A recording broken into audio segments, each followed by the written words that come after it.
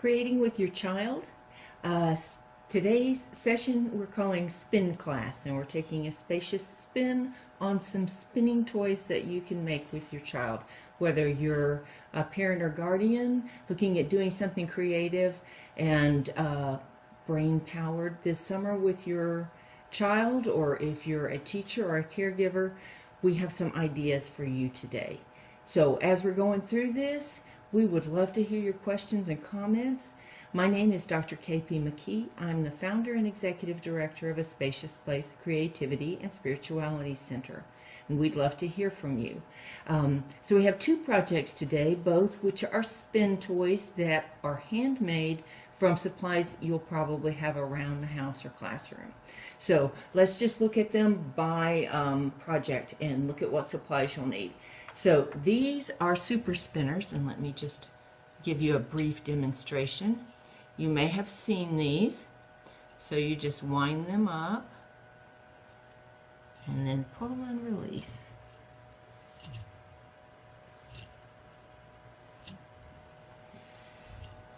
And these take some skill, so there are great grins whenever this one is mastered.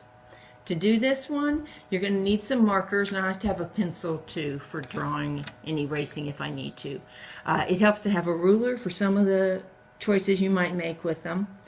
Some glue stick, string, some tape to go on the end of the string, and I'll show you why that's important later on. It can be any kind of tape. I use painter tape because we can easily see where the end is. Masking tape, clear tape works just as well. You just want to get it nice and tight. And then some kind of disc between 2 and 3 inches long I find works really well. And I will show you how we work with that too. And then you're going to want corrugated cardboard and some just plain white paper. So, and then for the other project, and these are pinwheels. And these are child-friendly pinwheels. You may have done the ones with the pins in them. I did that when I was a child, but these don't use pins, so they're a little bit safer for children. So you'll want, again, plain white paper, or you can also use white origami paper, which is already cut to a square.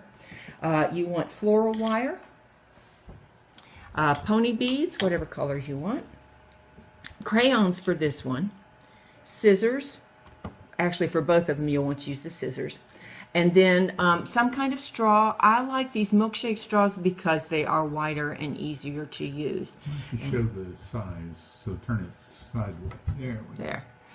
You can use any kind of straw, but these are much easier to work with. And also, we're all trying to use less straw, so if you already have some on hand, here's something else that you can do with it. Reduce, reuse, and recycle. So let's just start with the first project. The super spinners is what we're calling them. And for each of these projects, we're going to have something that you as an adult do before we get the children involved. And then I will tell you when it's time to get the children creating. So for this first one, you are going to just find a disc, and you want to trace around it onto the corrugated cardboard and onto white paper, and you'll need 2 of the white paper. Now you also want to, on one of the white papers, you want to mark 2 circles near the center. And what I like to do is find a disc that already has the center marked. It's pretty easy to find these. And then just measure out on each side from that. And then when I put it down, I just put the pen through it and mark. Then you're going to cut out all 3 of them with your scissors, and with the glue stick, glue them on. Then you use the marks that you've made to pierce all the way through both layers. And I like to use just a metal skewer for this. This is the reason it's an adult project. You can also use like nail scissors or something like that as well. You'll just want to put them in and twist them so they need to be big enough for the string to go through. All right, and then that's when we get the children creating. So they are going to decorate both sides of this disc, and the magic is to see what happens whenever it starts to spin.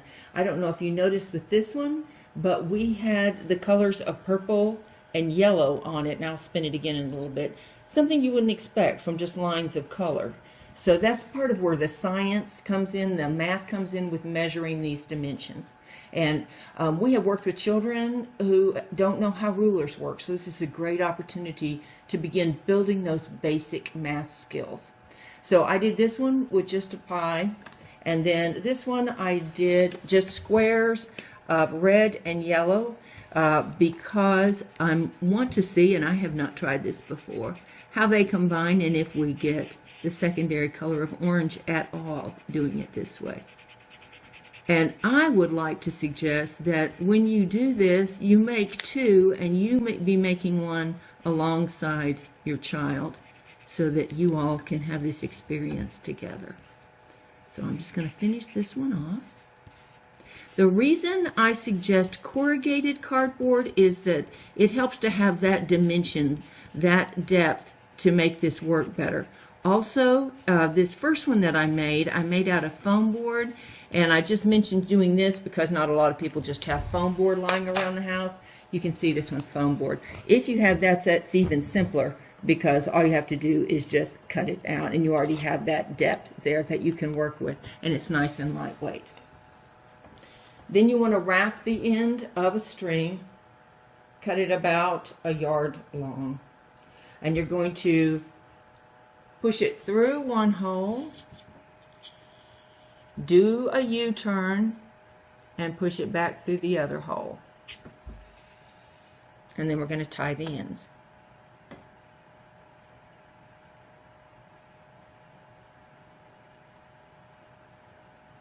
And that is all there is to making this one.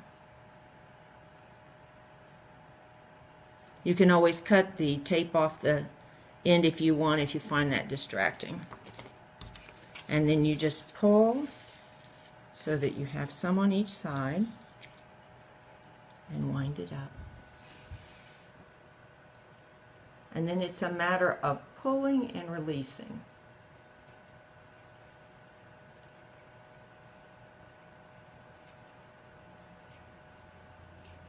Yeah, we're getting some orange in there. Let me spin it a little bit more.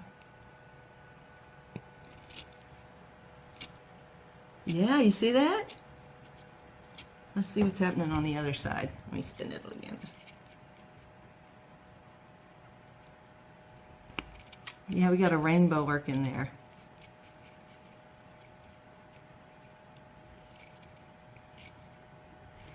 And pretty soon, see how it starts to go? And it's so great to watch children go from, this is too hard, I can't, yeah, we got orange, to that moment when it comes together and they're able to do it. All right, I'm going to do this one more time so you can see what I was talking about with the purple and the yellow, and then we're going to move to our next project.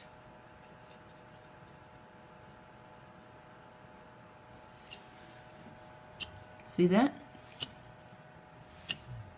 I would never have guessed that. So those are super spinners. Two ways to make them. Now the pinwheels. So again, we have the first part of the project, which is what you as an adult are going to do. The first thing you're going to do is cut your paper into a square. This one's 5.5 by 5.5. You can make it pretty much any size you want, but I wouldn't go a lot bigger than 6 by 6 just because they don't spin as well. Then you want to mark the center, and you can simply do that by measuring a halfway in down this way, halfway in down this way, and finding where they meet. Then you want to pierce a hole in the center. You can use a pin or these small scissors, nail clippers, whatever with that. You just want it to be big enough so that you're going to be able to thread something through it. And then in each corner, you want to do one more piercing. See this one. Last thing you want to do is you're going to go from corner to corner with your ruler and measure in a line that you're going to draw with your pencil. I did these, each of these are 3 inches. The main thing is that they all be the same, and you want them to come in a good bit of the way. You're going to need that. And they'll want to make sure that the dots are on the same side Yes. of the line. Yeah. I would do it and then turn it so that you know which side you're working with. Does that make sense? Yes. Okay. And now, after you have that all set up, it is time for the children to get busy creating. So for this one, the reason I use crayons is because if you use markers, they bleed through and you can't really enjoy the work on either side. So the crayons work really great for this. I did one and I used my ruler to start figuring out diamond shapes. Also, the crayons work better than markers because I can still see my lines here, and I'm going to need that later on. And then, so this one I used a ruler for. This one I used just the inside of my pair of scissors as a template and traced around it. So you can begin looking at interesting things that you can use as templates to make designs. So you're doing some basic design work here too. So I'm just going to finish coloring this. And again, I would encourage you to be doing yours alongside your child. We don't want our children to get the message that when you're an adult, you're too big to create, because it's good for our brains and our souls to create our whole life long. And so you're providing good role modeling that way. So that is now colored.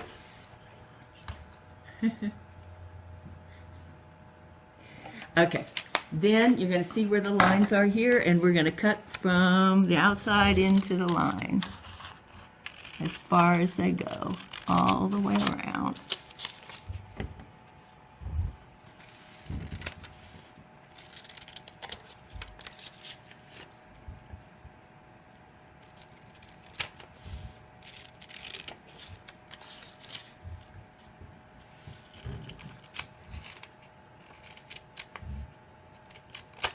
All right, now we're going to assemble our pony beads, and I don't think I mentioned that we need 2 pony beads with this floral wire. So, and you can do this depending on your child's age. They can help with this, or you can do it for them. So it's very simple. All you're going to do is just string the pony bead on here, bend it over halfway, and then twist it.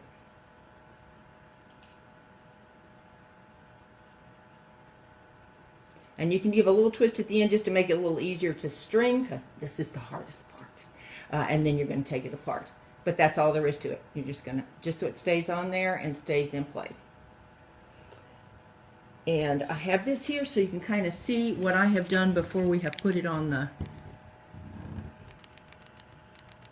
straw. All right. So one other thing I did not mention that the adults need to do before we get the children involved is to pierce a hole here through the straw.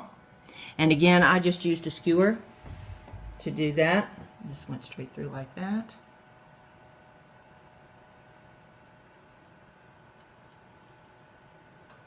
All right. Then we're going to do this with one. And you decide which side you want on the outside. So you go from the outside in, all the way around. Bend it, under. You're always going to be coming from the same side. So see, I have the orange up. That tells me I'm always going to be going through the orange first. And that helps me keep from getting confused. And this is a skill that takes some time and patience. So just encourage your children as they're going through it, just to keep trying, because they can always take it apart and redo it. So just like that, then through that center hole in the back. And then just bring it out here so that it's up at the front. And then I have learned, and you want to give yourself space in here, open these up. They blow better that way. If you make it too tight, they won't as much. I learned the hard way that it helps to put another bead here to give it some distance from your straw, and it spins better. And then the last thing you want to do is, and your child can do this, depending on the age, it's just going to go right through here. It'll bump up against the edge here. I'm going to get it where you can see. And then we just wrap around. First one way, and then this one the other way. So here it is from the back. And you want to tuck them under so you don't have these sticking out. There we go. And this one I did with circles and lines. This one someone else did, and there's a minion in there, so if your child has a cartoon hero or a superhero they want to put in there, they can do that. So this is our take on a spin class, and we hope you enjoyed it. If you did, we hope you will like it on Facebook. And join us next time. We're going to do June 9th and do creative games that you can do on the road again, because it's summertime and folks will be traveling. So we'll be thinking about things you can do creative with your children while you're out and about on your summer vacation. So thanks for joining us, and we'll see you next time on June the 9th. Oh. And they can find it where? Oh, yes. Okay, so we will be reposting on Facebook, on YouTube, and it will be on our site, www.aspaciousplace.com. So you can go on our site and check out and see what else we're doing. No? All right. Thanks for joining us. Bye.